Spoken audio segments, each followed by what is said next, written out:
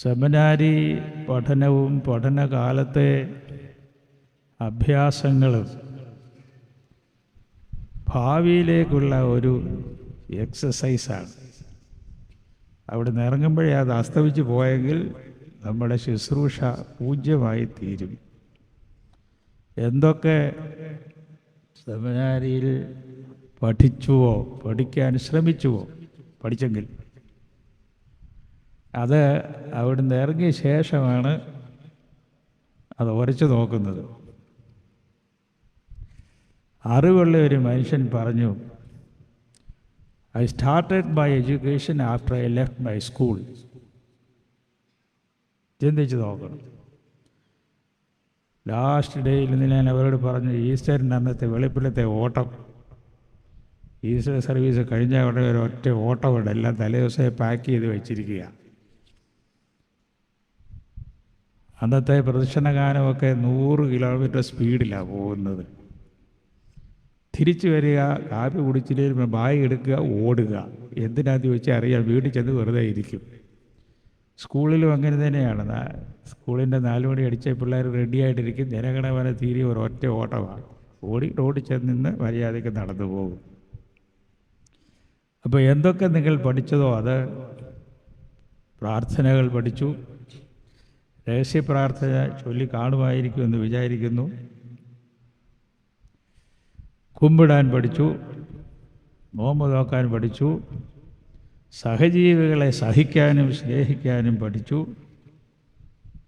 ഒരുമിച്ച് താമസിക്കുമ്പോൾ മാത്രമേ പരസ്പരം സ്നേഹിക്കാനും ക്ഷമിക്കാനും കരുതാനും സാധ്യമായുള്ളത്. അയ്മേനിയായാലും സന്യാസിയായാലും അങ്ങനെ തന്നെ. ആദ്യമായിട്ട് വീട് വിട്ടിറങ്ങി വന്ന് താമസിക്കുന്നവർ ആദ്യമൊക്കെ അല്പം പ്രയാസം കാണുമെന്ന് സെമിനാരിയിലെ അധ്യാപകരായിട്ട് ഇവിടെ ആരോടൊക്കെ കാണുന്നുണ്ട്, അവർക്കറിയാം. അത് 2-3 ആഴ്ച കഴിയുമ്പോഴത്തേക്ക് ഒരു പരുവാകും. അതിനെ മനഃശാസ്ത്രജ്ഞൻ വിളിക്കുന്നത് റബ്ബിങ് ഓഫ് ആംഗുലാരിറ്റീസ് ഓഫ് ബിഹേവിയർ എന്നാണ്. കുത്തിക്കൊള്ളുന്ന സ്വഭാവം കൊണ്ട് അങ്ങോട്ട് വരുന്നത്. അത് ബാക്കിയുള്ളവർ ഉരച്ച് ശരിയാക്കിക്കൊള്ളും. എന്താ അതിൻ്റെ അർത്ഥം? ഇപ്പോൾ ഇവരെ പോലുള്ള നമുക്കെല്ലാം ഒരു ലക്ഷ്യം ഉണ്ട്, അല്ലെങ്കിൽ കിട്ടിയിട്ടുണ്ട്. ആദ്യം ഒരു പ്രസ്താവന നമ്മളെല്ലാം നടത്തിയിട്ടുണ്ട്. സെമിനാരി വരുന്നുടനെ ഇൻ്റർവ്യൂവിൻ്റെ അധ്യക്ഷൻ ചോദിക്കും, എന്തിനാണ് സെമിനാരിയിൽ വന്നത്? അപ്പോൾ എല്ലാവരും വളരെ ആദർശനിഷ്ഠയോടെ പറയും, സഭയെ സേവിക്കാൻ വന്നതാണ്, ലോകത്തെ ശുശ്രൂഷിക്കാൻ വന്നതാണെന്നൊക്കെ പറയും. അതെന്തുവാന്ന് അവർ തന്നെയാണ് പ്രൂവ് ചെയ്യേണ്ടത്. They have to prove themselves. അത് ജീവിതം കൊണ്ടും അവരുടെ പ്രഭാഷണങ്ങൾ കൊണ്ടും രഹസ്യ ജീവിതങ്ങൾ കൊണ്ടും മനുഷ്യബന്ധങ്ങൾ കൊണ്ടും തെളിയിക്കണം. ഈ പറഞ്ഞ ആദ്യ സമ്മത പ്രസ്താവനയ്ക്ക് അർത്ഥമുണ്ടായിരുന്നു എന്ന്. നമ്മുടെ 2 സെമിനാരികളും അല്പം ദൂരമുണ്ട്. സെമിനാരികൾ തമ്മിൽ ഫിസിക്കലായിട്ടുള്ള ദൂരമെന്നേ ഞാൻ ഉദ്ദേശിച്ചുള്ളൂ. പഴയ സെമിനാരി കുറച്ചുകൂടി വലുതാണ്. പഴക്കം കൊണ്ടും ചരിത്രം കൊണ്ടും സ്പേസ് കൊണ്ടും വലുതാണ്. നാഗപ്പൂർ സെമിനാരി കുറേ കൂടെ ഒരു കുടുംബം പോലെ ഒതുങ്ങി കഴിയുന്നതാണ്. അതുകൊണ്ടുള്ള ഐശ്വര്യം ഗുണമൊക്കെ അവിടെ ഉണ്ട്. വലിയ ആൾബഹളമൊന്നുമില്ല. 3-1 അവിടെ, 3-2 ഇവിടെ, അങ്ങനെ ഇപ്പോഴത്തെ സമവാക്യം.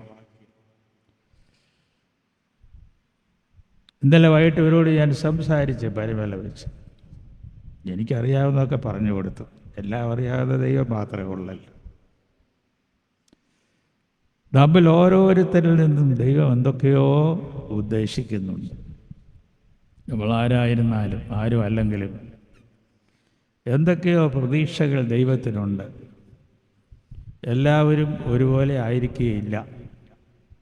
എല്ലാവരിൽ നിന്നും ഒരേ കാര്യമല്ല ഉദ്ദേശിക്കുന്നതും.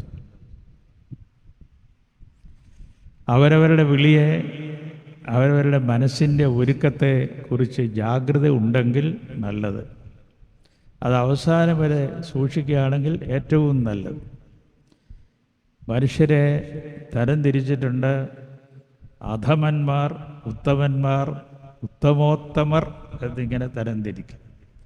നമ്മൾ മനുഷ്യരാണ്, കേവലം മനുഷ്യരാണ്. എന്നാൽ അമാനുഷികമായ കാര്യങ്ങളെ കൈകാര്യം ചെയ്യുന്നവരാണ് വൈദികർ.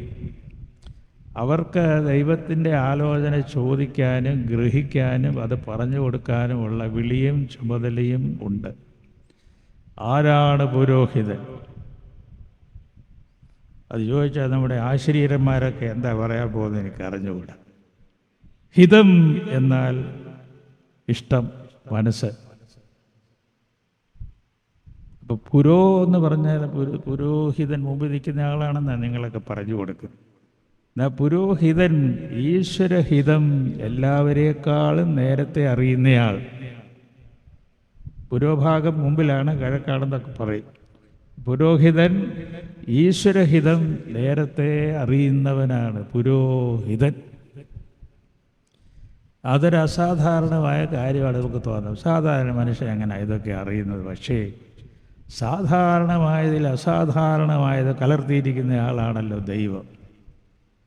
അഥവാ സാധാരണ മനുഷ്യരെ അസാധാരണരാക്കുന്നവരാണ് ദൈവം. അങ്ങനെ നമ്മിൽ ബലഹീനതകൾ ഉണ്ട്, ചാച്ചലുകളുണ്ട്, ടെംപ്റ്റേഷൻസ് ഉണ്ട്, ഇല്ലെന്നാർക്കും പറയാൻ വയ്യ. പരിശുദ്ധ സഭാഭാസുരൻ ജീവിതാന്ത്യത്തിൽ പോലും, എത്ര 56 വയസ്സോ, അദ്ദേഹം പറഞ്ഞു, you know I have temptations, പക്ഷെ ഞാനതിനെ റെസിസ്റ്റ് ചെയ്യുമെന്ന് ആ മഹാപരിശുദ്ധൻ ഇത്രയും പ്രായം ചെന്ന ഒരാൾ പറയണമെങ്കിൽ നമ്മളൊക്കെ ഒന്ന് ഒഴിഞ്ഞു നിൽക്കാൻ ഒക്കുകയാണ്. എല്ലാ ദിവസവും കഥയാണിത്. എല്ലാവരെയും നേരിടുന്നതാണ് ടെംപ്റ്റേഷൻസ്. അതിനെ അതിജീവിക്കുന്നത് വളരെ ആയാസകരമായ ഒരു കാര്യമാണ്. 7 deadly sins എന്ന വെസ്റ്റേൺ കണക്കൂട്ടൽ പറയുന്നത്. കിഴക്ക് അങ്ങനെയല്ല, 8 deadly thoughts എന്ന. കാരണം ചിന്തയിൽ നിന്നാണ് അത് വളർന്ന് വാക്കായും പ്രവൃത്തിയായും രൂപഭേദം വരുന്നത്. എല്ലാം ആരംഭിക്കുന്നത് ഒരു ചിന്തയിൽ നിന്നാണ്. It's A grain of thought. അത് വളർന്നാൽ അനുവദിച്ചാൽ നല്ലതാണെങ്കിൽ നല്ലത്, അല്ലെങ്കിൽ വിനാശകരം. ഇതെല്ലാ മനുഷ്യരുടെയും കഥയാണ്. അതുകൊണ്ട് പൗരോഹിത സ്ഥാനത്തേക്ക് വിളിക്കപ്പെട്ടിരിക്കുന്നവർ അതത് സ്ഥാനത്തിൻ്റെ അന്തസ് എന്ന് പറഞ്ഞാൽ ജീവിത അന്തസ്, നമ്മൾ പറയുന്ന അന്തസ്സല്ല, അതിന് വേറെ അർത്ഥമുണ്ട്. അത് സൂക്ഷിക്കാനായിട്ട് പരമാവധി ശ്രമിക്കണം. ജനങ്ങളുടെ ഇടയിൽ ജനനേതാക്കന്മാരാണ്. അവരുടെ ചുമതല 2 ഭാഗത്തേക്കുമാണ്.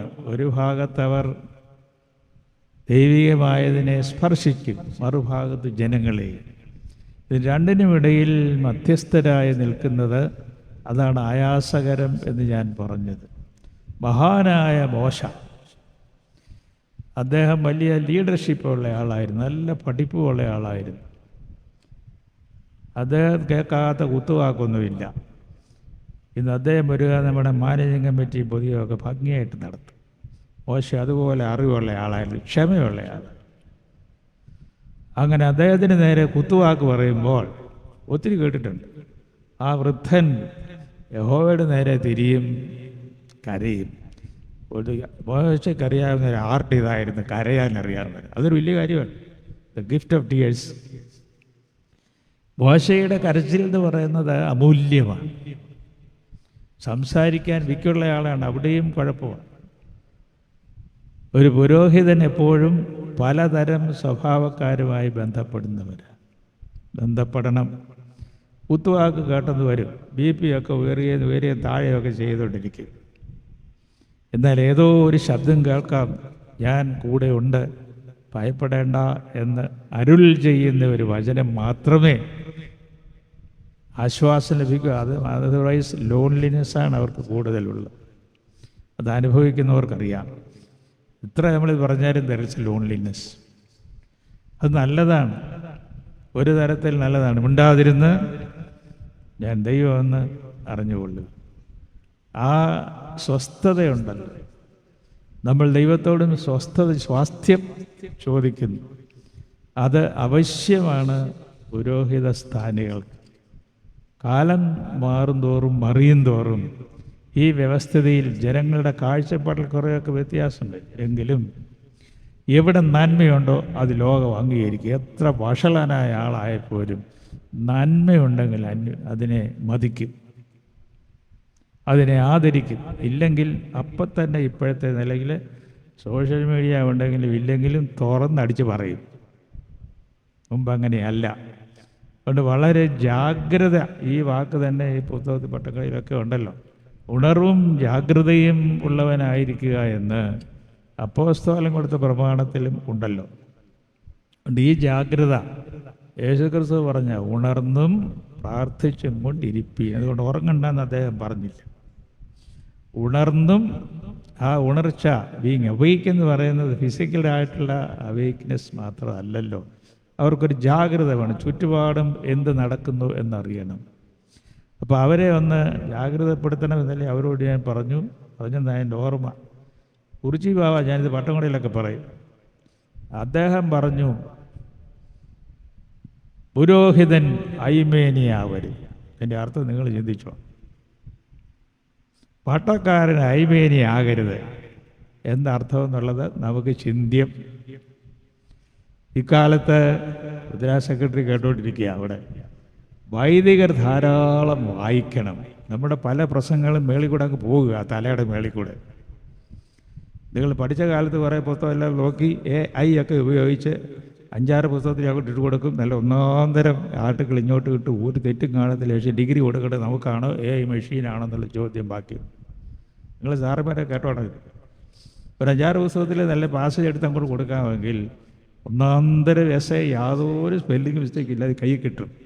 അപ്പോൾ ആർക്കാണ് ഡിഗ്രി കൊടുക്കേണ്ടത്? AIക്കോ അതോ ഈ വിക്രിയ കാണിക്കുന്ന ആളിനോ? ഇത് ധാരാളം വായിച്ചേ ഒക്കത്തുള്ളൂ. വൈദിക വിദ്യാർത്ഥികളൊക്കെ ഇവിടുന്ന് കേൾക്കുന്നുണ്ട് ഞാനീ പറയുന്നത്. നിങ്ങൾ ഈ 4 പോയിൻറ്റും 5 പോയിൻറ്റും കൊണ്ടൊന്ന് പോയി ഒന്ന് വിജയിക്കാൻ പോകുന്നില്ല. ജനങ്ങൾക്ക് അവരുടെ ഹൃദയത്തെ സ്പർശിക്കുന്ന രീതിയിൽ ഒരുപാട് കാര്യമൊന്നും പറയണ്ട. ലളിതമായി അവർക്ക് മനസ്സിലാകുന്ന ഭാഷയിൽ പറയണം. ഈ കാലമായതുകൊണ്ട് ഒരു ഭാഷ കൊണ്ട് മാത്രം ഒക്കുകയില്ല. പുറത്തോട്ട് പോകുന്നവരൊക്കെ ഒരു ഭാഷ കൊണ്ട് ഒക്കുകയില്ല എന്നൊക്കെ പുറത്ത് പോയിട്ടുള്ളവർക്ക് അവിടെ അരീക്ഷിച്ചൊക്കെ ഇരിക്കുന്നു. അവരൊക്കെ പുറത്ത് പോയിട്ടുള്ളവരാണ്.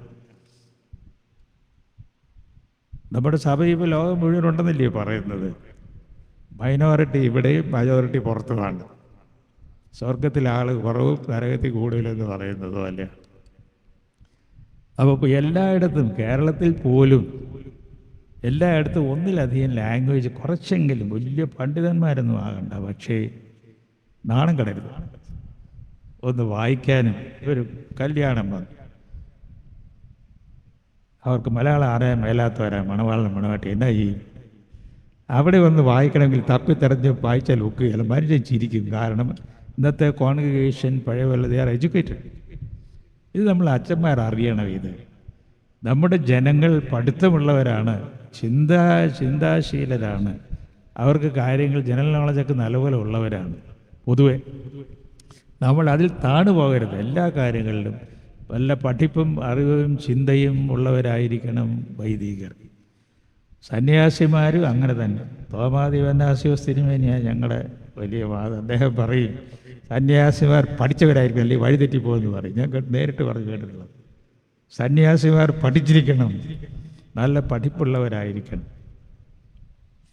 പഠിപ്പില്ലാത്തവരെല്ലാം നരകത്തിൽ പോകുന്നൊന്നും അതിനർത്ഥമില്ല. പക്ഷേ ഈ കാലത്ത് അത് വേണം. നന്നായി പഠിക്കുകയും, എല്ലാ അച്ഛന്മാരും ഞാനിതെല്ലാം ഉണ്ടെന്ന് പറയുകയല്ല, നമ്മൾ എന്തിനാ മാറ്റി നിർത്തുന്നത്? നമ്മൾ നന്നായിട്ട് വായിക്കണം, നന്നായിട്ട് പഠിക്കണം, ചിന്തിക്കണം. അങ്ങനെ ചിന്തിച്ച് മാത്രമേ നിങ്ങൾക്ക് പ്രഭാഷണം നടത്താവൂ. ഇല്ലെങ്കിൽ അർത്ഥശൂന്യമായി വെറുതെ അധരവ്യായാമമായി കുറേ ലാംഗ്വേജ് എക്സസൈസായിട്ട് വായിലൂടെ പറന്നു പോവുകയേ ഉള്ളൂ. ഒരു ഇംഗ്ലീഷ് കുർബാനയ്ക്ക് പോയി നമ്മുടെ ഒരു പയ്യൻ, മലയാളി അച്ഛനാണ് ഇംഗ്ലീഷ് കുർബാന ചൊല്ലുന്നത്. അവന് നല്ലപോലെ ഇംഗ്ലീഷ് അറിയാം. വീട്ടിൽ വന്ന് അപ്പം ചോദിച്ചു, നിനക്ക് എന്താ മനസ്സിലായി? ഫോർ എവർ ആൻഡ് എവർ, അത്രയും മാത്രമേ എനിക്ക് മനസ്സിലായുള്ളൂ പറയും. അപ്പം നമ്മുടെ മലയാളം ഇംഗ്ലീഷൊക്കെ എവിടെ പോയിരിക്കുന്നുള്ളത് ചിന്തിച്ച് നോക്കും. ഇത് ആത്മവിമർശനമാണ് ഈ പറയുന്നത്. അതുകൊണ്ട് നിങ്ങൾ തുടങ്ങുന്നേ ഉള്ളൂ. സ്റ്റെപ്പ് 1 തുടങ്ങുന്നത് അടിതെറ്റാതെ കയറി കയറി പടിപടിയായി കയറുമ്പോൾ ചമ്മാച്ചം വീഴാൻ പോകുന്നുണ്ട്. ആവശ്യമില്ലാത്തൊരു പടി അവിടെ വെച്ചിട്ടുണ്ട്. അതുകൊണ്ട് പടിപടിയായി കയറി പോകണം. അത് തന്നെ കയറാൻ ഒക്കുകയില്ല. ആരെങ്കിലും ഒന്ന് കൈ പിടിച്ച് കയറ്റണം. അതാരായിരിക്കാം? യേശു ക്രിസ്തു. ഓരോ പടിയും കയറുമ്പോൾ അടുത്ത പടി കാണാം എന്നല്ലേ അഥാനാസ്യോസ് പറഞ്ഞത്? ലൈഫ് ഓഫ് മോസസ് വായിച്ചിട്ടുണ്ടോ? അതിനകത്തോട്ട് ഒരു പടി കയറുമ്പോൾ അടുത്ത പടി കാണും, അത് കയറുമ്പോൾ അടുത്ത പടി കാണും.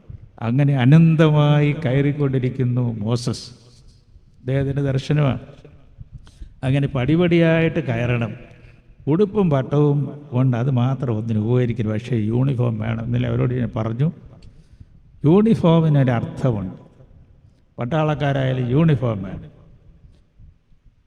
നേഴ്സസിനും ഡോക്ടർമാർക്കൊക്കെ യൂണിഫോം. അത് ആരാധന സമയത്ത് മാത്രം ഇടാം. ബാക്കിയുള്ള എങ്ങനെയും ആകാൻ ചിന്തിക്കില്ല. നോർത്ത് ഇന്ത്യയിലെ കാര്യമല്ല, അവിടെ ഇതൊന്നും ഇട്ട് നടക്കാൻ ഒക്കെയില്ലെന്ന് എനിക്കറിയാം. പക്ഷേ നമ്മുടെ സംസ്കാരത്തിൻ്റെ ചുറ്റുവട്ടത്തിലെങ്കിലും കുപ്പായം വിടാതെ വെളിയിൽ കാണരുതെന്ന് പറഞ്ഞിട്ടുണ്ട്. അരമനയിൽ കൊരട്ടിയിലെ കാര്യം ബാക്കി എനിക്കറിയാമെന്നാൽ അവർ മുറുകിയിരിക്കുമ്പം ഓക്കെ. പക്ഷേ പുറത്ത് വന്നാൽ അവരുടെ വസ്ത്രം അവരെ കണ്ടറിയണം. അവരെ കണ്ടാൽ അതുപോലെ ഇരിക്കണം. യുഹാനോൻ സേവറിയോസ് തിരുമേനിയിൽ സുഖമില്ലാതെ താമസിക്കുന്ന സ്ഥലത്ത് ഏബ്രാച്ചനും ഞാനും കൂടെ കാണാൻ പോയി. എറണാകുളത്തെങ്ങാണ്ടൊരു സ്ഥലത്തായിരുന്നു. അപ്പോൾ അദ്ദേഹം ഞങ്ങൾ രണ്ടും ഇങ്ങനെ ഉള്ളിയായിട്ടിരിക്കും. അപ്പോൾ അദ്ദേഹം പറഞ്ഞു, തയ്യാറായക്കാരെ കണ്ടാൽ അതുപോലെ ഇരിക്കണം. അത്രേ പറഞ്ഞില്ല, വേറെ ഒന്നും ഒരു വ്യാഖ്യാനവും പറഞ്ഞില്ല. ഇപ്പോൾ വൈദികരെ കണ്ടാൽ അതുപോലെ ഇരിക്കണം. മറ്റൊരു സഭയെ നോക്കി അവിടെ അങ്ങനെ ഇവിടെ ഇങ്ങനെ അവിടെ ഒന്നുമില്ലാതെ സാധാരണ സിവിൽ ഡ്രസ് നടക്കുമെന്നൊക്കെ പറയും. സിവിൽ ഡ്രസ്സിലായിക്കോട്ടെ, അത് അവരുടെ കാര്യം. നമ്മളായിരിക്കണമേ അവസാനം വരെ. അത് മാത്രമേ കാണത്തുള്ളൂ നമുക്ക്. അല്ല മനുഷ്യരുടെ പ്രശംസയോ അച്ഛൻ്റെ പാട്ട് നന്നായിരിക്കുന്നു, സോഷ്യൽ മീഡിയയിലെ ഊത്തോമ കേട്ടാൽ മാലാഖമാർ ഇറങ്ങി വരുമെന്നൊക്കെ ചുമ്മാ പറയുന്നതാണ് മനുഷ്യൻ. ഇത് വെറുതെ നമ്മളെ കളിപ്പിക്കാൻ പറയുന്നതാണ്. ഒത്തിരി ഊത്തോമക്കാർ ഇറങ്ങിയിട്ടുണ്ടല്ലോ ഇപ്പോൾ. ഇതൊന്നും നമ്മളെ സ്വർഗത്തിൽ എത്തിക്കുന്ന കാര്യം ഒന്നുമല്ല. മനുഷ്യാകത്ത് വിശുദ്ധിയുണ്ടോ? ഇന്നലെ ഞാൻ ചോദിച്ചു, ഏതാ നഗരത്തെ പെട്ടെന്ന് പറഞ്ഞില്ല. Create in me a clean heart, renew your right spirit within me എന്നെഴുതിയത് മഹാരാജാവാണ്. അദ്ദേഹം കവിയാണ്, ഭരണകർത്താവാണ്. അദ്ദേഹത്തിൻ്റെ അനുതാപ നിമിഷത്തിൽ എഴുതിയത് create in me a clean heart, renew your right spirit within me. അത് നോക്കിച്ചാൽ മതി. വേറെ വലിയ വൻകാര്യങ്ങളൊന്നും മലമറിച്ചിടാനൊന്നും പോകണ്ട. Be yourself. നിങ്ങളോട് തന്നെ വിശ്വസ്തരായിരിക്കണം. ദൈവഭവനത്തിൽ ദൈവം അന്വേഷിക്കുന്ന ഒരു കാര്യമുള്ളൂ, വിശ്വസ്തതയുണ്ടോ ഇല്ലയോ എന്ന്. നമ്മുടെ വേഷം കെട്ടും വലിയ കുപ്പായങ്ങളോ പുറത്ത് മാർത്തമാസികയുടെ പടം വരച്ചു വെച്ചുകൊണ്ടത് അല്ല. എങ്കിലും മനസ്സിൻ്റെ വിശ്വസ്തത കളിപ്പിക്കരുത് ദൈവത്തെ. അത്രയേ ഉള്ളൂ. വേഷം കാണിച്ച് പഴയ അച്ഛന്മാർക്ക് ജീവിതത്തിൽ പരിചയം കേട്ടിട്ടേ ഉള്ളൂ. കർത്താവേ എന്നോട് കരുണ ചെയ്യണമെന്ന് വളർത്തിയില്ലെന്ന് നെഞ്ചത്തടിക്കും. ഇപ്പോൾ അടിക്കത്തില്ല ആരും. അടിക്കുക മാത്രമല്ല, ബൈക്ക് അടുപ്പിച്ച് വെച്ചോണ്ടിരിക്കും. അത് പുറകെ കേൾക്കണ്ടേ. ഇങ്ങനത്തെ ഡ്രാമ ഒന്നുമല്ല ജീവിതം. ഡ്രാമ അല്ല ആരാധനയും. അതിനിടയാവട്ടെ ഇബിൻ സജി എന്ന് പറയുന്ന സക്കറിയ, പ്രിൻസ് ജോസഫ് എന്ന് പറയുന്നത് സാക്ഷാൽ ജോസഫ്, ഇവർ രണ്ടുമാണ് ഇന്ന് സ്ഥാന അർത്ഥികൾ. പഴയ സെമിനാരി, നാഗ്പൂർ സെമിനാരി. അവരങ്ങോട്ട് കയറുന്നേ ഉള്ളൂ. തുടക്കക്കാരാണ് കേട്ടോ. തുടക്കം നന്നായിരുന്നാൽ ബാക്കി അങ്ങ് പൊക്കോളൂ എന്നാണ് അറിവുള്ളവർ പറയുന്നില്ലേ. നമ്മുടെ സെമിനാരി തിരുവനന്തപുരം അച്ഛൻ കേട്ടിട്ടില്ലയോ? Well begin is half done. നന്നായിട്ട് തുടങ്ങിയാൽ ആ ട്രാക്കേ കൂടെ അങ്ങ് പൊക്കോളും. താളം തെറ്റരുതെന്ന് മാത്രമേ ഉള്ളൂ, അടി തെറ്റി വീഴരുതെന്ന് മാത്രമേ ഉള്ളൂ. അതുകൊണ്ട് പൊക്കോളും. ദൈവം നിങ്ങളെ അനുഗ്രഹിക്കട്ടെ.